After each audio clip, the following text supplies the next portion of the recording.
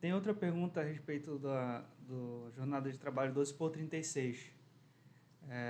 A pessoa pergunta aqui se ela tem direito a intervalo. Doutor, para ficar bem claro, o que seria a jornada de 12 por 36? Às vezes a pessoa que está exercendo essa atividade nem sabe. São 12 horas trabalhadas por 36 horas de folga, né? Antigamente não tinha previsão de intervalo. Esse intervalo que deve estar na pergunta é o intervalo intra-jornada, que é como se fosse um intervalo para almoço ou para lanche, né? Antigamente não se tinha, era muito controvertido. Tinha gente que só tirava 15 minutos, tinha gente que tirava 20, vigilante ou porteiro que só tirava 15 ou 20. Agora, o entendimento é de que, apesar da jornada ser 12 por 36, você tem que ter pelo menos uma hora de intervalo. É o intervalo para almoço, o intervalo... Então, efetivamente, não vai ser uma jornada de 12 por 36, vai ser de 11 por 36.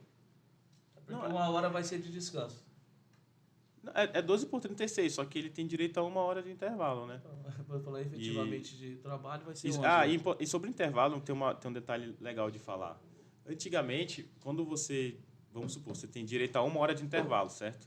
Se antes da reforma trabalhista você não tirou uma hora, se você tirou 30 minutos, tirou 40 minutos, antigamente você tinha direito a reclamar por uma hora inteira.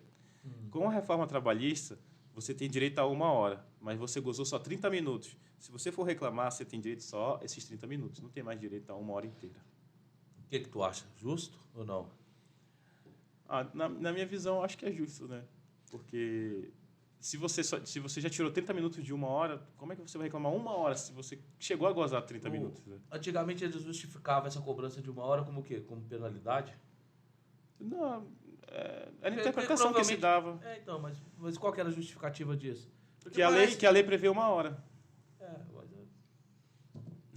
uma coisa... Mas é complicado, né? Você a lei prevê uma hora. Com a reforma trabalhista, é possível o trabalhador e o empregador negociar o tempo desse intervalo ou não? Tem que ser uma hora no mínimo? Depende do tipo de empregado. Por exemplo, com a reforma trabalhista, prevalece o negociado sobre o legislado, né?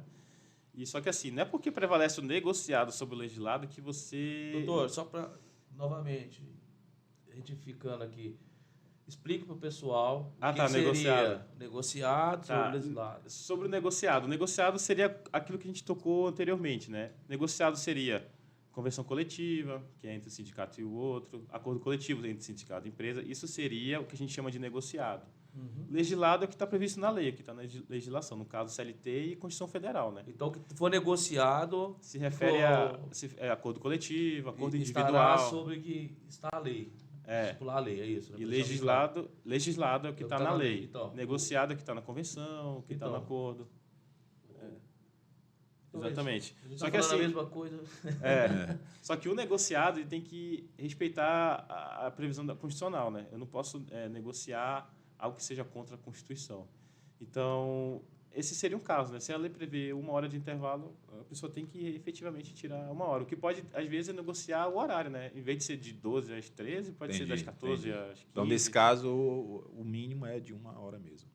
Ou então ele pode até negociar, mas ele, de alguma forma, vai compensar depois. Se negociasse, como eu disse, 11 horas, em vez de trabalhar 12, trabalhar 11 direta. Poderia? Não, mas aí vai suprimir o intervalo, porque a lei garante o intervalo. Não seria um intervalo, né? Seria uma redução. Vai direto. Entendi. Não seria.